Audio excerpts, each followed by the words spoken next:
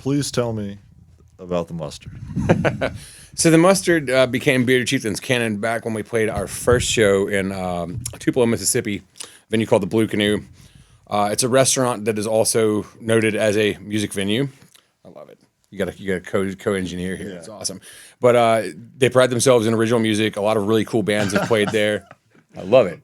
See what we got here, guys? Yeah.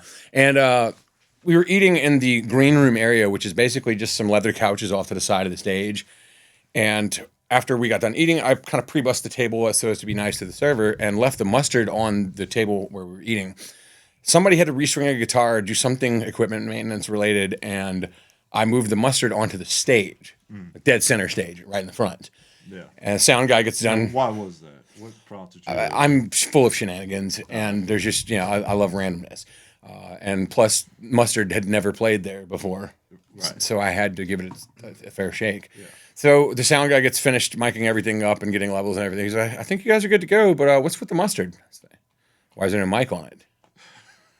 This guy, this is how awesome this guy is. He goes to the mic cabinet, gets a 57, plugs it into an input, puts it in. He got it, man. He understood the assignment, and he put the mic in front of the mustard. We play 2 songs, no talking, no intro, no hey, we're Bearded Chieftains because we did. Right. No, we just play 2 songs, and then I pick the bottle of mustard up, ever so gingerly from behind the microphone, and I hold it up to the crowd, and I say, "Mustard check." bunch of blank stares. Once again, mustard check. Okay. Did I stutter? Mustard check. So they all hold up their mustard. By the end of the night, that was the thing. Yeah. The thing of it is, right when I knew that was going to be a thing was when this little kid, there was a table off to our left that was a bunch of Little League baseball players and their families. They catch on. Oh, he got the assignment right away. He walks up to the table with his mustard and is like, yeah, dude, yeah. And so, he kind of started that trend. And ever since then, that's what kind of our motif has been. We bring the mustard. Yes. Man, that's the secret sauce. Welcome to the Gulf Coast. Welcome to the Gulf Coast. Welcome to the Gulf Coast. Welcome, guys, to the Gulf Coast Music Podcast. Today's new wave, the Bearded Chieftains. That's right. Rock on. Jocko's rolling off 2 hours of sleep. Oh, yeah. I'm moving right now. Yes, sir. Tsunami just got a... Yes, sir. So fresh cut. Fresh cut for sure. You guys are easy to find on Spotify. You just type in Bearded and then a C, and it pops up. How'd you guys come up with that name? Let Zach field this one, actually. Ziggy G, our drummer, he because he hated this name at first, and I'm going to let him tell you the story. Okay. Yeah. Yeah, so we played together for, I want to say 2.5, 3 months. Maybe we were trying to prepare just some material for our first gig that was going to start in February of 22. That was the first show. But we finally came to the realization that we do, in fact, need a name for a band. If you want to be successful, you can't just go up there with, a little blank space, on a banner or anything. Although that's a really intelligent thing for Taylor Swift fans to go, oh, it's a tribute band. Yeah, you could. We're not that, but a Taylor Swift tribute band would go hard. Yeah, so Space is really good. Yeah. So like we tried so many things, so many adjectives and nouns that you can come up with, and one day Chris was looking at us and he noticed that all of us do in fact have some sort of facial hair. Yes. He lustrous coverage. Something like that. Yeah. Yes. And he looked at my tattoo and, asked me what it was. And I said, well, it's from Scandinavian, or Scandinavian heritage. And then we're all looking at each other. And he says that we all have a Scandinavian background in some way, shape, or form. And he's like, well, what about Bearded Chieftains? And I looked at him. I was like, that's the dumbest thing I ever heard. He did, man. He was adamantly opposed to it. He's like, that's really, really dumb. And I was like, well, I tell you what. But we had a rehearsal the next day. I was like, y'all roll it around in your heads, think of something. And then when we got back the next day, he was like, I couldn't find a way for it not to make sense. Right. And it's also great because that name, nobody knows what the hell we're gonna do. Like, are they a metal band? Are they some kind of weird pirate parody joke band? What's gonna happen? And then when they hear what we do, they're like, all right, now I'm sucked in because I didn't expect this in any way. And you don't forget that name. Generally, no. Yeah. It was definitely one of those, like, for me especially, it grew on me. Right. Kind of like how facial hair does in a way. There you go. If you can do that, you know, I don't know everybody out there, but at least for us. Yeah, I'm having a tough time, but yes. I got you. Jocko is the only one in the band that has like carte blanche shaving privileges though, because his 5 o'clock shadow is most people's full beard. Ah, wow. So like one day he shaved before I gig, and we're like, no, and then seriously after sound check, it was just like, Wow. it's like a chia pet, man. It's crazy, Yeah. but it looks good though. Like The only thing I can really think of is of the name that has persisted this whole time is that it made me realize how often I misspell Chief. I had no idea until Right. I had joined this. the spellings of Chieftains that we've seen on marquees and things. Not before E, except after C. I just thought I God. was doing it right this whole time, and turns out half the time I'm just. And it's not even the chief part. Now, see, Jocko, I feel that though, the I before E thing, but it's the chieftains part, right? I was like, so when I'm telling people how to spell it, I say spell chief, and then cut the word captains in half, and then just put tens It of is captains. often the AIN. Yeah, That I'm, we have had so many gross misspellings of our name. We actually, the second show we played, shout out to 301 in Cleveland, had us on their little chalkboard as the Buffalo Chieftains. That's ridiculous. No, it's not, because what we did was we're like, all right, so Bearded Chieftains actually got caught in traffic in Saudi Arabia. Their flight it just got misdropped all to hell and back. So this is a Bearded Chieftains cover band called Buffalo Chieftains. Nobody knew because it was our second show. Right. So like it's an internal joke, and we thought it was hilarious, but everybody's just kind of like, I don't know what's going on. I love that. That's awesome. The making yourself your own cover band. That's awesome. Yeah, I think you guys should be much more popular than you are. Thank you. You've got a great sound. May I say, somewhat red hot chili peppers? Do you get that often? We have definitely heard that, and that is a big part of our Venn diagram overlap of influences. We all have a lot of respect for that band in one way or another. They are my favorite band. Yeah. But funk is the biggest, like I said, Venn diagram overlap of the four circles. Right. So, yeah. What do you think makes the red hot chili peppers so hot and red? Unique, and I mean the fact of it is they've with slight adaptations through the years, they've remained the same.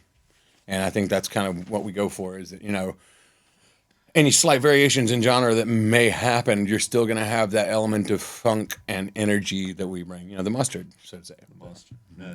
That's you got that mustard punch. Yeah. I also think like they, especially compared to a lot of other groups with like the same instrumentation, found like a new solution no one else had really done to fill the space that Gotcha. you'd normally fill with like another guitar player or like. And how are you guys filling a new space? Well, I think that at this point, everybody. So we have one song on our new album where the way that Tsunami put it is we're all just playing riffs at the same time, and it happens to line up. We have this innate telepathy and this sixth sense of being able to find where one person leaves the tiniest just modicum of space, Right. And we go, I'm going to throw this little tasty nugget in there, Yeah, and it's like FC Barcelona or something. right. And so, I mean, for the most part, the recipe, I guess you could say, the equation, the formula would be Jocko adding pitch to his kick drum and then to random other parts of his drum set too. I mean, anybody that listens, you'll hear Jocko he's a freak of a bass player. We love him. And then Nami comes up with an ostinato, a sustained riff of some sort. And then I'm going to put some sort of a chord structure over it and then add my crazy zany lyrics and, just my energy and my overall zeitgeist into the pot, and we stir it up and Mustard. put some Old Bay in there, and we're good. Nice. When did you guys start? Well, we really started in college. I met Zach early on in my college experience. We played in a jazz band a lot, and then Chris came along. I had him in a different class, and he was like, "Yeah, I miss playing around here." For his first time at Jones, I was like, "Well, we don't have a bass player in jazz band right now, so he came along and we started jamming, and we're like, well, we're playing so good, we might as well put together something. And then we were looking for a bass player, and we found Jocko in music industry class. And we've been playing together ever since. Nice, nice. Um, yeah. So along the way, what year was that? That was like around 21. 21 was when we 22. all met. Yeah. Gotcha, gotcha. Right. So at what point was it in 21 that you came up with the name then? So what wound up? So to backtrack to what Nami was saying is we played together in jazz band, and then one afternoon I approached Ziggy and was like, "Hey, I got a song that I'm looking to sell. Like, I just need to track it and make a demo for it. You want to come track drums on it?" And he's like, "Yeah." And Nami also, he had a bunch of really cool mics that we could use, and he was really blossoming as a guitar. This kid's only 23 years old, and those blazing solos you hear on, that's him, man, for the most part. I mean, it's probably 60% him, 40% me. But he, I was like, we got to get him in on this too. So we tracked this song, and I played bass on it because I played bass in a jazz fusion quartet for 4 years. So I was like, I can handle this. And when we got done with that, both of them were like, "Hey, man, this is kind of cool. You got anything else that you're wanting to do?" I said, "Yeah, I've got several songs I'm sitting on." I was like, "But if we're gonna perform these, we need a bassist." Well, one of the guys that we had been jamming with in the jazz band and everything, we kind of looked at him, but he was a little flaky, just non-committal. Not to say anything bad of him, but wasn't ready to commit fully. And RJ, Tsunami, he goes, "Look, I've got a bass player." And he lets me hear this project that they worked on for one of their first year classes. And I was like, God, this is ridiculous. And so I asked our instructor, Mr. McGuffey, about Jocko. And he said, yeah, that guy's good. I would hire him. And this is a seasoned music industry professional. So if he said that. Right. So you said hired. Is that how a band works? So no, not really. In Yeah. my opinion, I'm not one of these guys, and I never have been. Right. To go me and the something or anything like that. I like to organically find a band, Right. find guys that we have that cohesion, we have that level of rapport, and everything with our band is very egalitarian. There's no one person that has lion's share of anything creatively, executively. Chieftain-esque. Right. We're a network, and so we don't ever make a decision in which one person is kind of going, I don't think we should do that. Yeah. We will talk it out, and ultimately. But are these guys under payroll? So we're all on payroll of Bearded Chieftains. There is no. Okay, gotcha. I am not the big cheese of anything. Gotcha. Yeah. I was just wondering, like from a business standpoint, if Right, that yeah. makes more sense as a band to have one guy that makes the money and then delegates it out to the rest of them. Or, No. That doesn't make sense. We are very egalitarian. Yeah. Gotcha. Okay, so then 21, you guys are coming up with rehearsals and working on songs, and then you drop in 2022 The Monster Is Me, and nothing after besides a one song. So we're actually in the process of getting ready to release our second album, Upside Down Land. Okay. And I think for the open mic, that's the song that we've chosen to do. That's a smart idea. Yeah, it's going to be the same energy that you hear, but we've honed our craft a little bit. Yeah. And it's also, this album is going to be more cohesive because we wrote all these songs together. Gotcha. A lot of the stuff in the first album, I think 5 of the songs I had already written and just kind of brought them to the table. Of course, gave the guys a certain degree of creative liberty with what they did. I think, 4 of the songs I played bass on, that my actual bass line is on the record. And the ones that Jocko played, I was like, no, man, Ghost's going to give up the bass because Jocko's got this. And so Upside Down Land is going to be released sometime in the next 2 months. We've already released one single from that, Disco Cane. Yeah. And we have recently signed with a couple of great management companies. Wow. Promotion LLC out of Knoxville, Tennessee, and also the Musicians Hub out of Knoxville, Tennessee, doing a lot of tandem work with media and booking and things of that nature. We were recently on a compilation album, the Penance comic book soundtrack series. I saw that. Charted number 2. I wanted to bring that up, man. How does that feel, guys, to be on and how do you make a soundtrack for a comic book? Look, I don't know how to make a comic book or anything. I just know how to make drums sound not bad. Yeah. And by my standards, that's subjective.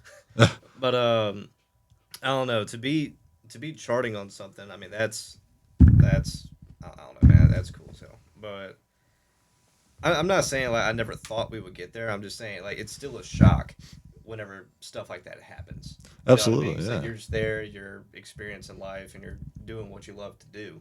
And then to see stuff like that pay off, and to see that other people love and Put a little bit appreciate it. more milk in your cereal that morning. Exactly. Yeah. Especially Fruity Dino Bites. If you never had them, Yeah. go get them. Malta Mule is absolutely superior to name brand. Great value. I don't care what anyone says. I will fight you. I'll die on that hill. Do y'all remember Cookie Crisp? Yes. Yes. Those are just cookies. They're literally just cookies. He's not lying. They're literally just small cookies.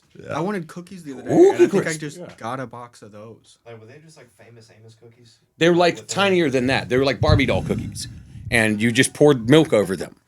So one day I got the idea. I was like, if I can take tiny foods and pour milk on them and they become cereal. I did it with Cheez-Its one time, and I was not mad with the results. I mean, you ever mix vanilla wafers with milk? Yeah. I mean, come on. That's It's basically Cookie Crisp except on steroids and no chocolate chips in them. Unless you put them there. And then what about Girl Scout cookies? What's the go-to? Thin Mints. Samoas, bro. Okay. All right. Thin Mints, man. Okay, Thin Mints are great, and they are great. They are Never in the said. pantheon of greats. But I can eat an entire box of Samoas and not even be mad at myself. If I wanted toothpaste, I'd just go eat some toothpaste. Shots fired. Shots fired. I thought we were friends. Rhythm section for what, man?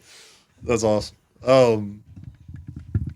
So yeah, with the comic book, how did that come about? How did you make that happen? So, our Tommy and Raya, our managers with the Musicians Hub, they have a contact, El Demonio, who is the guy that is in charge of making that entire comic and doing all the publicity. Got that distributed and through Empire. So that's a huge deal too. There's a lot of big names on that album. Snoop Dogg is featured on that album. Crazy Bone. Shit. Yeah, man, it is insane. Like we're on there. He's eating cookies, but they ain't cookies. Yeah, right. I mean, but the fact of it is like we're on an album with those names, and we're like, in 3 short years. There is a certain degree of surreal to that. But all of these guys and myself are good at being grounded and understanding. Like, hey, anything could come crashing down at any moment. Yeah. And we could plateau for a while, but we're not going to do that. We're on the verge of some huge things. We got another compilation album coming out through Musicians Hub. It's called Independent Domination. We're going to be featured on that one. Nice. I think they're going to release that one sometime pretty soon. I'm not going to give the date because I don't know if I have clearance to do that. And we're also going to have our entire catalog distributed by Empire. Wow, man. Yeah. Upside down. Upside Down Land is the place for me. Yeah. No, that's terrific, man. Having so many things in the works, and you notice that after acquiring management, it just seemed effortless to have something like that. Well, I wouldn't. Effortless, maybe a bit erroneous, but it definitely. I love your vocabulary, man. Like you guys read books. This is a very cerebral bunch. Yeah. And I love the fact that also too these guys are. So I went back to school late in life. Obviously, if you can't tell from looking at me, I'm considerably older than these cats. Right. I'm 42. Ziggy is 25. Tsunami is 23. Jocko, it will be 28 this year or 27. I think.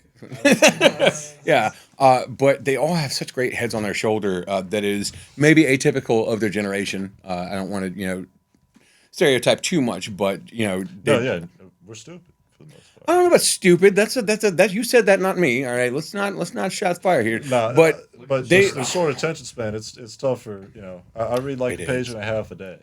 I call it at that. But these guys pride themselves in having that wide breadth of knowledge, whether it's academic knowledge, whether it's pop culture. Now, these guys can discuss anime and cartoons and things and movies that I can't even like. I'm like, what is that? That sounds like a part to a Mitsubishi. Like, what's going on? Yeah. And Jocko and I have All that edamame. edamame. Yes, I just know it's soybeans and they make your boobs bigger, so I don't eat it.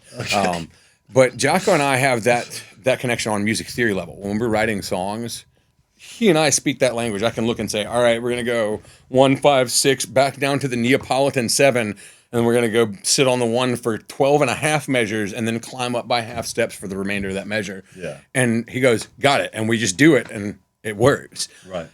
So I appreciate the level of intelligence that, You like the Peyton Manning of bass players. that's a really, really good analogy. appreciate it. Peyton Manning of bass players. I like it. I like it a lot. Music feeds the soul, but food feeds the future. Right here on the Gulf Coast, thousands of families don't know where their next meal is coming from. Feeding the Gulf Coast is changing that tune one meal at a time. Imagine this. For every $1, you can provide up to 5 meals. That's like turning a quiet solo into a full-blown jam session of hope for someone in need. Let's turn the volume up on kindness and down on hunger. Visit feedingthegulfcoast.org to donate today, because together we can make sure no one goes hungry on or off the stage. Feeding the Gulf Coast, because every community deserves an encore. Whoa, whoa, whoa, don't let the dogs out. The City of Mobile Animal Shelter has many loving pets ready for a nice home. Whether you're looking for a dog like Snoop or a cat like Doja, the City of Mobile Animal Shelter is where you can find your next friendly companion. They're located at 855 Owen Street, and you can stop by anytime between 10 a.m. to 4 p.m.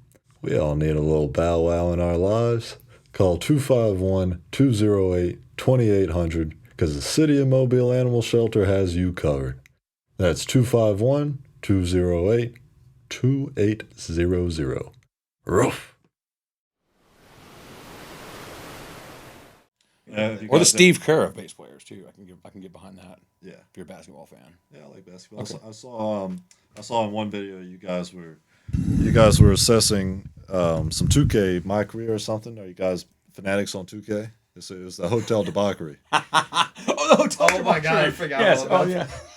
Man, you did a deep dive. You went through all of our reels. That's awesome. It's funny because Jocko drove home that night. As he often does. As he often does. And we got a hotel room, and Nami was very, very tired after the show. And we wanted just to make a reel, and that little reel became Ghost saying, why don't we record ourselves while we're sleeping? And I was like, well, how about we don't fucking do that? That'd be great. So he said, well, why don't we just go live? And I was like, okay, cool, we can do that. We can just bullshit around, talk about whatever. And 2K came about, and I did show the audience my avatar for WWE. 2K. It was WWE. It was WWE, yeah. Gotcha. And to clarify too, what wound up happening with why we decided to film is because I apparently have intelligible, articulate conversations with some entity in my sleep. Whether it's someone I'm dreaming or somebody that's in the room that happens. So you were trying to see if you talk in your sleep? Yes, I wanted to record and see what the hell was it gibberish, or was I actually like, now is the time for every good man to come to the aid of his paw? What was going to happen? Was I going to quote Macbeth? Was I going to be having an argument with my bus driver from kindergarten? What was going on? I love quote Macbeth. Right.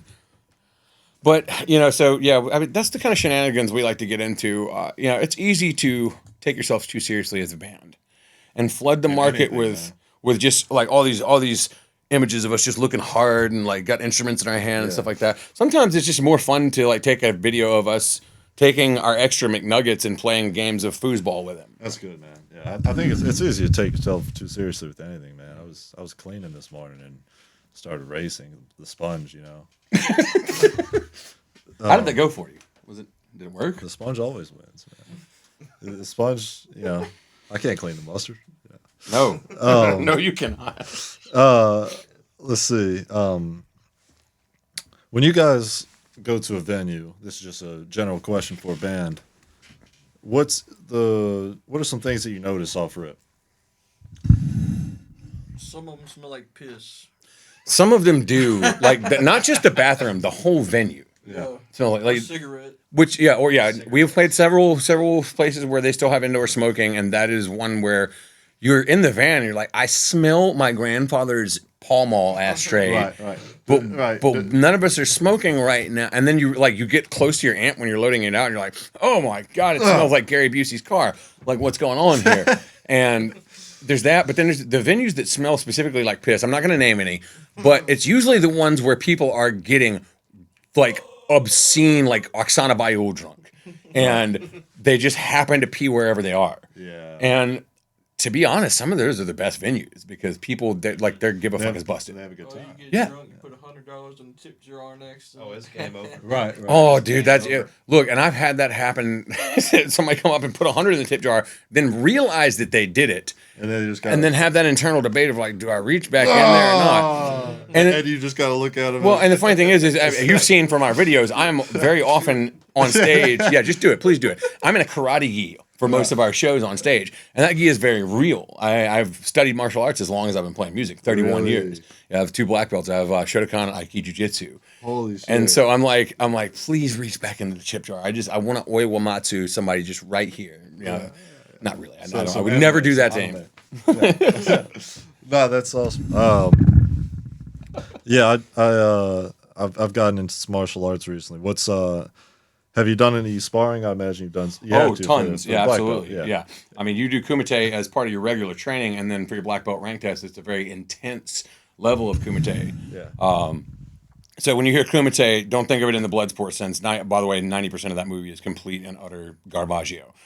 Frank Dukes is not who everybody says he is. That's a point for another time. Anyway, When was that movie, man? Bloodsport, Yeah. 1988. You know, the kumite, Chong Li. You know, how I break you like I break your friend.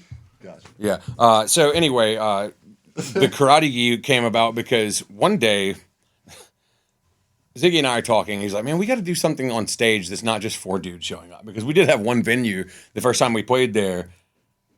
You know, we're like, I didn't know what to expect. I was kind of not very high expectations because you guys just look like 4 dudes in a record store. Right. And so, you know, Ziggy has kind of his like. What if you all showed up with karate? Well, you know, we thought about that, but we don't want to do a uniform because that's campy. You know? Yeah. So Ziggy has his kind of thing. He's got the rocker look. You know, he's like he'll have boots and some jeans and a vest. Tsunami has the biggest collection of awesome tie dye shirts and That he makes, by the way. he made that one himself actually. And Paisley, things like that. Jocko's sense of fashion, like you see these kind of shirts. He has this sweater of himself. It's a bunch of photos of himself, inside photos of himself, and Pants, it's, too. and pants like that too. He's not leaving that at a hotel. No. Yeah. Oh man, you buy that, you make that to wear that to the place you're not supposed to. Yeah. Yeah. Like, the idea here... Strip club. Yeah. I got these platform Crocs I wear sometimes. He does. They're pink. I got these platform Crocs I wear sometimes. It's fantastic. They're on you right now. Right? No. These are just regular. Ah. I've got some purple ones though. Oh, Give me, like, that's right. The 4 platforms. inches. The pink ones are the regular ones. Yeah. But yeah, like, the idea was, like, for everyone to express their personality and their individuality. on Embrace our stage. weird. Yeah. Like, I don't know. Like, it's not necessarily, not uniform in a way because we're all wearing different things. But because we're expressing ourselves in the way that we do, that's what makes it kind of uniform. That's the idea. Gotcha. Kind of going. No, for sure. That makes sense. Yeah, you create that aesthetic and. I love the musical chairs with the microphones too. Yeah, no, It's fun. No, you should leave that as part of the equation here. I appreciate. I like it. Well, the only way that it could be better is if you had a rotating ceiling mount that just had one that spun around and you had to catch it when it came down. Yeah, that one. So today, Right. I had Must be whacked in the head, bro. Mom, I love you. Oh, dude, taken out by a Super 55. I bet these things are sturdy. I bet you could wallop somebody with one of these. They're heavy. Only one way to find out. You know what? Okay, this makes me think of the Rambo 2. Murdoch, I'm coming to get you, and then he just beats the hell out of that colonel with the microphone, and it's one very similar in nature to this. Yeah. What's So yeah, I was talking about the karate earlier because I'm a little bit nervous in my boxing club that I'm going to lose brain cells from sparring. But in talking with you, you seem to have your wits together. Yeah, at the end of the day, there is something. There's such thing as being punch drunk, and any boxing gym worth their salt, you will wear headgear when you're sparring. But I've heard also that headgear, It is a little bit of a facade. It doesn't do as much for you as you would think. The same with the gloves are more to protect the hands of the person throwing the punch than they are the person getting punched. Because really, when you think about it, that's just 16 ounces. That's a full pound of extra weight. You said, hey, check this out. Here's a rolling nickels and a ball bearing. Splat, splat, hook, uppercut. And if you want to go look at it that way, but it's soft and padded, so it's kind of like Snuggle Bear kicking you in the face. Right. These guys are like, we have to deal with this shit every day. Every day. But they say equally dumb shit, so I'm going to let them say some equally dumb shit. Yeah. You guys. No, that was good stuff, though. I appreciate it. No worries. Pretty It's decent. Acceptable work, Ziggy. Where are y'all's favorite spots to stop at on road trips? Brickyard, Mobile, Alabama.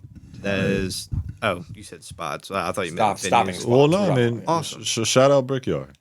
Any Loves gas station ever. Yeah. That's going to be. What's the go-to at Love's? Oh, that's just Chipotle chicken tacos, man. Yeah. Really? Chipotle chicken tacos, and if the Loves has an Arby's, I'll just smash the hell out of some Arby's roast beef sandwiches. I do. I'm Jewish, so I have to eat kosher, and anytime I see one with an Arby's in it, I'm like, sweet, I'm good. You like smashing the meat? I do like. I can't say yes, and I can't say no. You gotta love Loves. Right? Yeah. That's you. What? Your favorite spots to stop? Oh, Buc-ee's. I like Buc-ee's. Oh, my God. Clean Yeah. restroom. What are y'all talking No, about? Buc-ee's does have some very immaculate restrooms. I will say that. Yeah. We just got the first one in Mississippi. Yeah. Right next to where I live now. Gulfport, yeah, right. It's in Gulfport, correct? Or just outside of Yeah, Gulfport? just west of it. Gotcha. Anytime there's a Whataburger, Yes. we Whataburger always- is our after show stop. we finish packing up at like 3 a.m. and it's the only place. Bro, when and you're it's so hungry- good. Yeah. When you're hungry and you get some Whataburgers. And they're always pretty quick too, man. It doesn't matter whether we go to the one on Government, whether we go to the one in Ocean Springs. They're always pretty fast, in our experience anyway. Yeah. It's 2 in the morning. They want you to leave. I mean, you're not They're wrong. like, get out my drive-thru. Yeah. Get off my lawn. Hey, fighters, listen up. Are you tired of feeling like your conditioning holds you back in competition? It's time to bridge the gap between theory and real performance. At Dexter's Fitness Center, we're launching a combat sports strength and conditioning program designed for boxers, kickboxers, MMA fighters, and combat athletes who want to get faster, stronger, and more flexible while building the endurance to go the distance. No more outdated workouts, no more burnout. This program is built to enhance your skill work, prevent injuries, and maximize your potential without wasting your time or overwhelming your body. Training starts August 12th at Dexter's Fitness Center, 1900 Government Street, Mobile, Alabama. Sessions are Tuesdays and Thursdays from 6:30 p.m. to 7:30 p.m. and Saturdays from 11:30 a.m. to 12:30 p.m. If you're ready to step into every fight confident, prepared, and in peak condition, call 251-709-2654 or email contact@dextersfitnesscenter.com today. Let's build the fighter you're meant to be. Is this broad labor? I'd like to talk to you about the possibility of moving a couple of things for me from my daughter's house to my garage.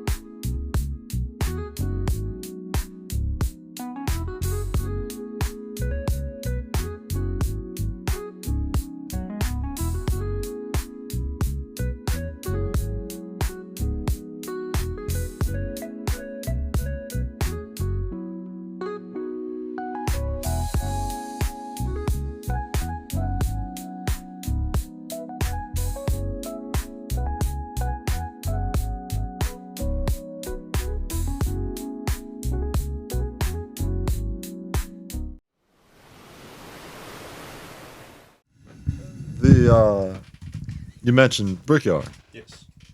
Elaborate on why that was such a go-to. Brickyard was one of the first places where we made a killing at the show. Yeah. They guarantee, like, We don't need to talk specifics, but they pay us well. they guarantee money. They guarantee We us get more money. They guarantee us money. We get more money. But the important thing about Brickyard is that there is a constant rotating crowd. We're seeing new faces. Yeah. Every time we play. Now we get repeat people, but we see new faces every time we play, and the staff there are so great, man. They're all so super courteous. Everybody that we've had run.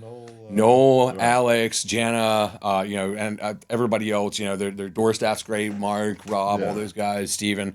And their sound people, all of their sound guys always dial us in. We never have issues with feedback in the monitors. I'm never hoarse from screaming at the end of the night. It's always a good sound. They make us look good. They make us look good. The light's good. It's just a good vibe, man. It's our favorite venue for a reason. Okay, gotcha. Yeah. Nice.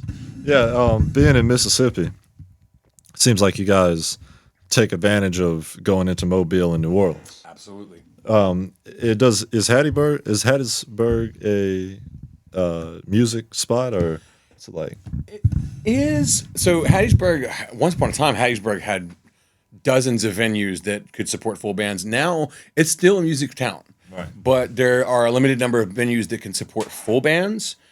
So we don't play Hattiesburg as often. Right. But when we do, the crowd shows up. Our home venue, Grill and Grocery. Shout out Carl and Tina. We love you so much if you're watching / listening. Grill and Grocery is a typical, what you think of as a dive bar. It's a very small place, kind of a shotgun formation, long bar, seating capacity of maybe 35. Yeah. And it always packs out. Carl, has it sounding amazing. When you walk in, you think there's no way this is going to sound good. There's this corrugated tin on the walls and just super high ceilings, and you're like, there's nothing. It sounds amazing in there. It's always great. So that's one of the spots that we like over there. Mahogany Bar too. That place they have a really cool outdoor stage there. We've played there a good bit. We love that. Shout out to all the folks at Mahogany Bar, Jay's Tavern. There's some really cool spots in Hattiesburg, but because there is, so as they say, something in the water in Hattiesburg, there are a lot of really talented bands. It's hard for you to play, once a month or once every 6 weeks in Hattiesburg without burning yourself out at a particular venue. So we're very grateful for the fact that we have such a great proximity to New Orleans and Mobile and to the coast. We play a lot in Ocean Springs. Yeah. And we're branching out. Like I said, the future holds really good stuff for us with this new management and everything. So, at what point did you guys firmly decide that you needed management? Well, once again, we hit that plateau. I mean, what was it? Probably December of last year, guys. Yeah. You can. If you can move the mic, sorry. I apologize. We realized that we can only go so far by ourselves. There's a lot of repeat venues every now and then, which is great. Well, we love the venues, but the goal here is we want to create even more spheres of influence without the state, get more people to listen to our songs, us to go see more people, see the world if we can. That'd be great. The ultimate goal is to obviously be able to sustain ourselves doing what we love doing. But like I said, we only could get so far doing it ourselves. So we had to find a way to branch out a little bit and seek help in a way, just to get some pointers on what to do with, that whole spiel. Right. And do you think it's been worth it? Like the money that you spend on management, it's worth it? So far, I think it has. Yeah. Like we especially went up to Knoxville at Promotion Studios to do a live studio session as well as an interview up there. We're doing that to basically create a new EPK for us to where they can send that out to different venues. Yeah. To book different shows and all that stuff. But everyone's been real nice. Everyone's been real cool. Right. And, What's it like when you're engaging with a brickyard or a different venue and you're negotiating for a fair rate and splits and et cetera? What do you guys look for? What's the best negotiation?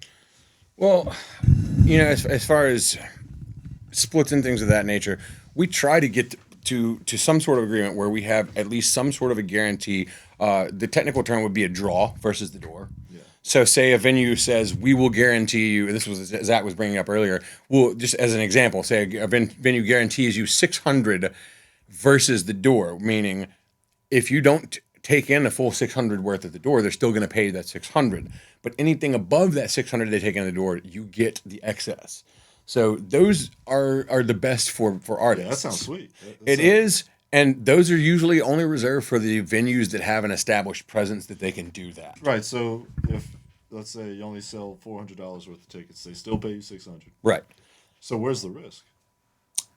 For us, none. Yeah. But again, too, those venues are like, when you have a place like Brickyard that does a guarantee versus the door or something of that nature, it's because there is going to be people at Brickyard. Right. There's never going to be a time where Brickyard is going to be completely and totally dead, so they get away with that. They're very confident. Yeah. That And I don't want to. I hope I'm not overstepping my boundaries by talking about specific venues here. I was kind of trying to avoid that. But, Right. I'll tag everybody that you talk about. okay, So, bet. I appreciate that. That's really good. But no, obviously anything that we can do that's going to make sure that we don't leave empty-handed or with $13 an hour, because we've had those shows too. You can't afford one. I mean, the guys can tell you, we did a self-financed and self-booked tour in 2023 that if it hadn't been for the shows that we booked on the front end and then our return home show, we would have technically lost money on that tour. So, you want to guarantee whenever possible, but that's very difficult sometimes. How do you guys schedule tours with your day jobs? Well, three of us, this is our day job. No way. Mm-hmm. And what's that feel like? It's liberating, but it's also very stressful. Yeah. It's if you have a dry gig, month or 2 or 3 weeks, and even if you do manage your money well, life happens, and you got a brake caliper goes out, or your dog swallows a Ninja Star. I mean, you got to do something about it. And I had this money saved for X rainy day emergency. Yeah. See you, Buster. Right. Yeah. Sorry, Curly. We're gonna take you out to the back. That's funny. That's my last name. Yeah, well, you threatened us for not being seen again. So Damn. I figured you can swallow a Ninja Star or two. Damn, man. So, well, you said it was stressful though to have music as your day job. What was it like when you said, "All right, I'm gonna quit my day job," and how did you make that jump and dive into this? So the feeling of that is kind of like the first time you go on a roller coaster, or like the first time as a kid that you learn how to swim, but you've never gone off the high dive before. Mm-hmm. You're scared out of your mind, but you're also like, I've got to do this because all my friends are looking, and I can't punk out in front of them. Right. So there is that kind of feeling of like, if I'm going to commit to this, I've got to do it, no matter what may come. Now, don't get me wrong; all four of us have a great support network. And nobody's going to let us fall on our faces. But they're also not just going to be like, okay, well, check it out. Here you go. Spoon feed, spoon feed, spoon feed.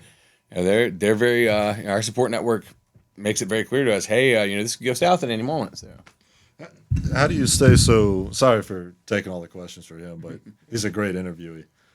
How do you stay so youthful? Well, how many vitamins do you eat? So I do eat a lot of vitamins. What I generally do is I crush them up and put them on top of tabbouleh, and it just makes it go down a little better. But also over what? Tabbouleh. The Mediterranean salad with the walnuts. And okay.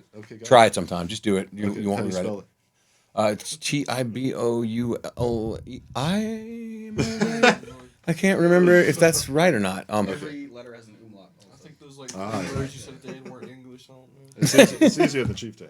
It is easy to Chieftain. Yeah. But no, the company you keep, hanging out with these guys, they give me fresh legs. I mean, they're all young. They have that youthful. One of the lines in "Get Off My Lawn," which is the song that got us all together, is now I'm broken and I'm barely hanging on. All my hair and youthful vigor is almost gone. Yeah. Well, these guys have that in droves, and when I'm around them, it just gives me that push that I need. That's good.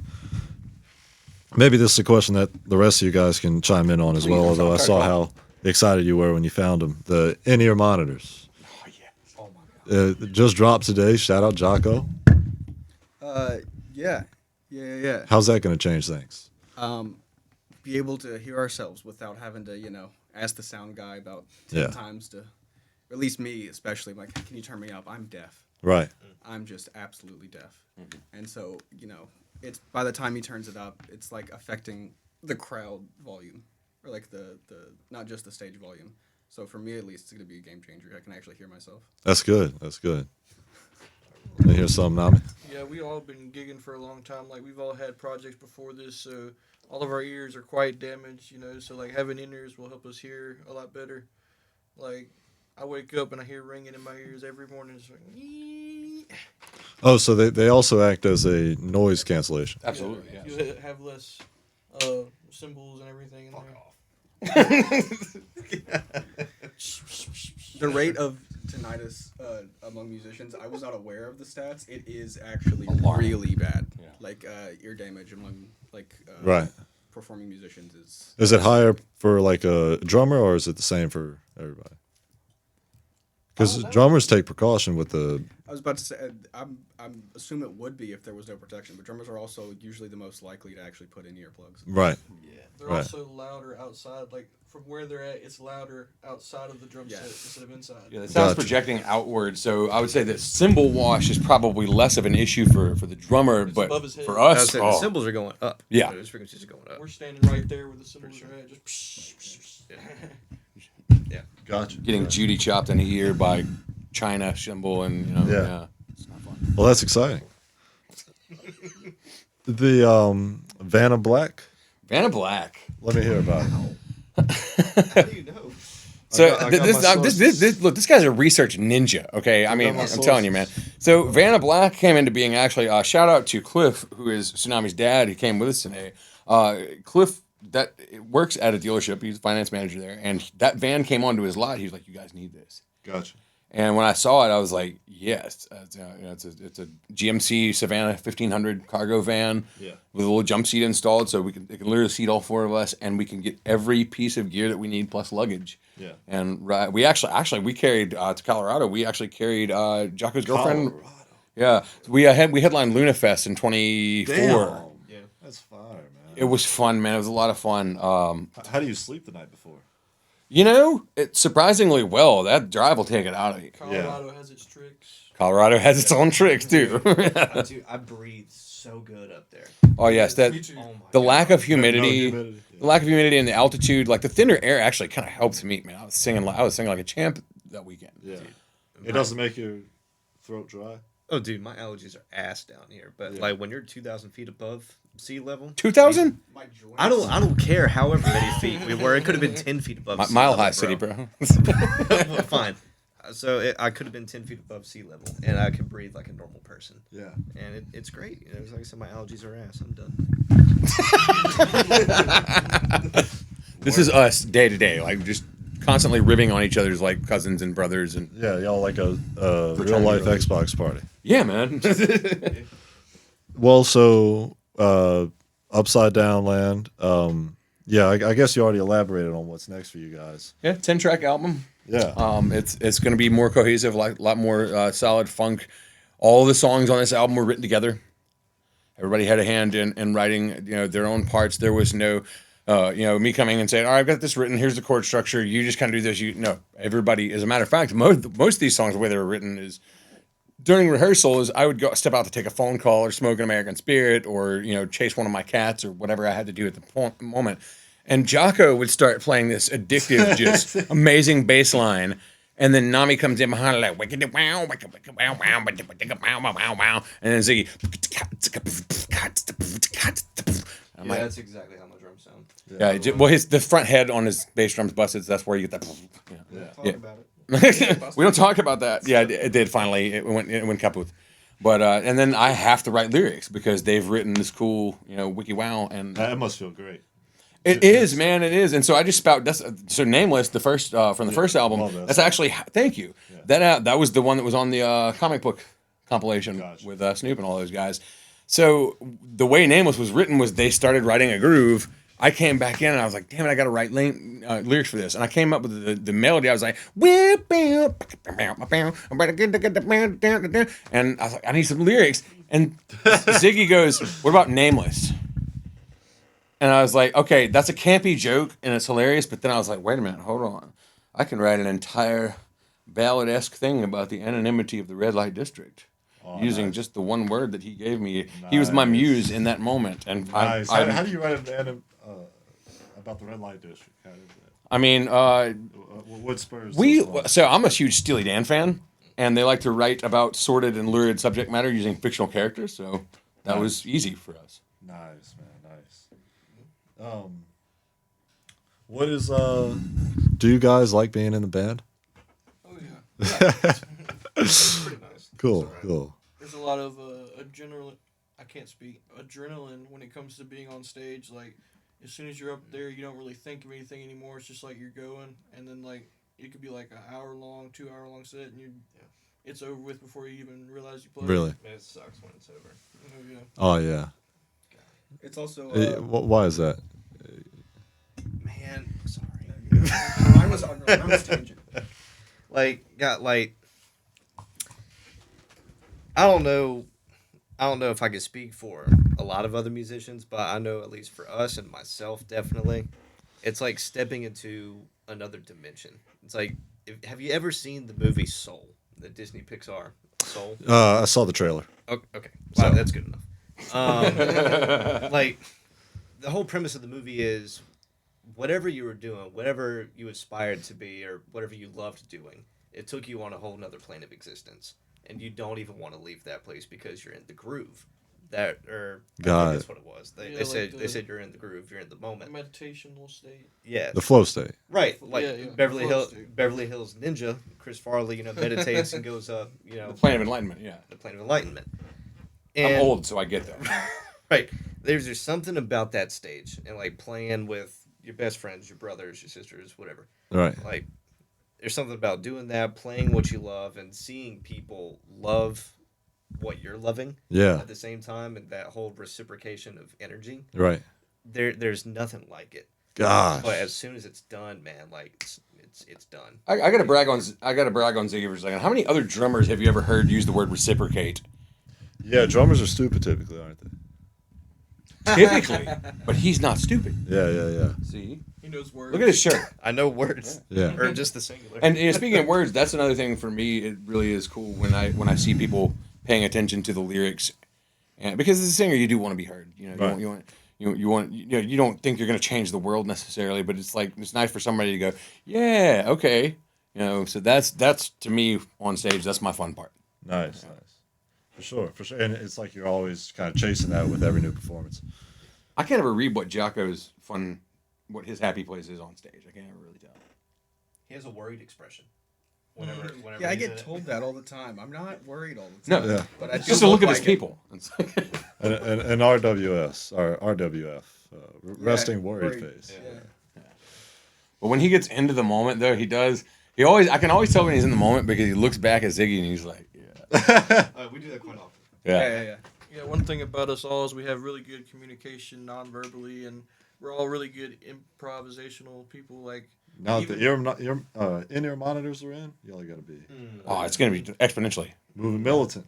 it's like even a song that we have written, like we're all playing like close to what we do, but it's still like there's still an improvisational level to it. Like shut up, Zach. That's what I was going to say before, actually, is that it's hard to find a group that plays, especially this type of music, almost anything that's not jazz or fusion, that lets you improvise to this degree, and Wow. everyone's just cool with it. I'm glad you brought that up. That's a good point. It's pretty hard to find people that are not upset. Do you guys ever improvise your own songs?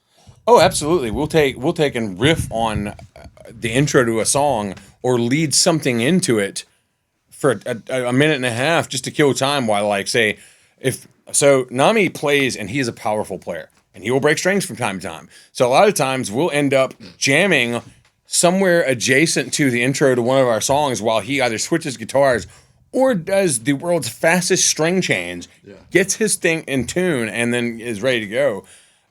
And also, too, like I said, because they improv that well, he's such a beast guitar player. Tsunami's such a beast guitar player. I can put my guitar down and literally pick up my saxophone and play. And that is a game changer, too. You're going to start seeing a lot more of that in upcoming albums, too. How do you acquire so many skills? Being old. Simple as that. I've lived longer. So, I mean, I started on alto sax when I was in 6th grade. Damn, that's cool, man. Yeah, 31 years ago. God, Jesus. Sorry about that. It hurts. It hurts my soul and my bunion. Yeah, man.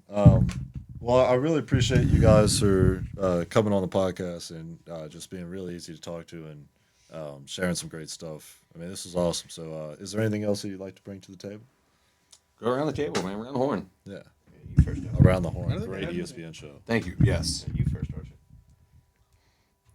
Cool. Tsunami speaks volumes with his thumb. That's good. Oh man, dude. Definitely keep your eyes peeled for the next couple of months because Super excited. we have a brand new album coming out. We're excited about it. We're looking forward to it. It's going to be technically the first Chieftains album, as I say, Right. technically, just because all of us just brainstormed everything together Nice. on this one. So I am. Did you write the first album basically? So I think 5 of the songs I had written. 4 of the songs, one of the songs was actually a cover. It was written by my cousin Mike Blunt, who graciously let us re-record the song and was very much approved. But then the other 4 songs I had written beforehand and kind of brought to the table. And there were 3 songs that we did write together on that one. So, yeah. I mean, yeah, dude.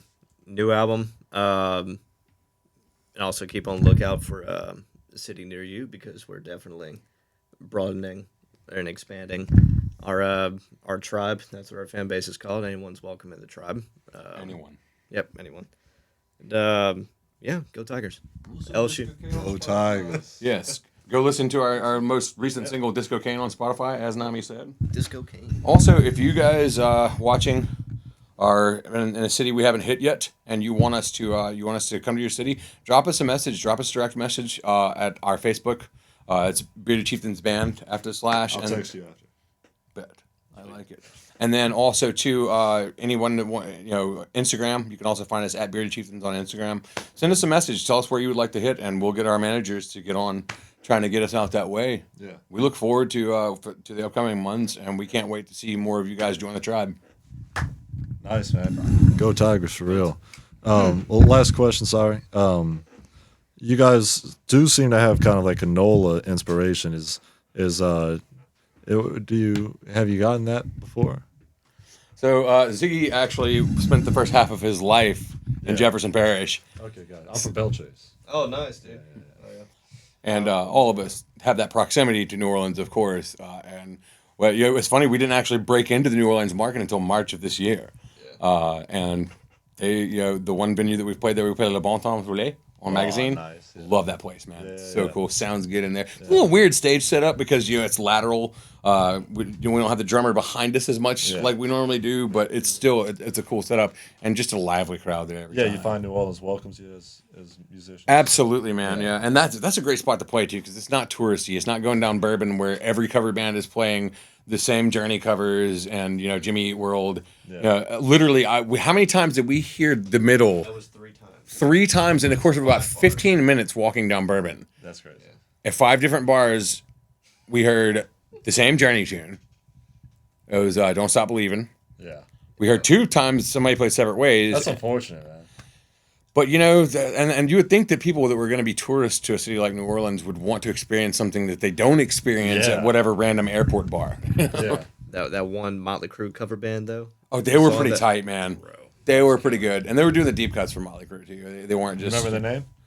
No, I don't. I wish I did, though. It's all good. Yeah, they're solid though.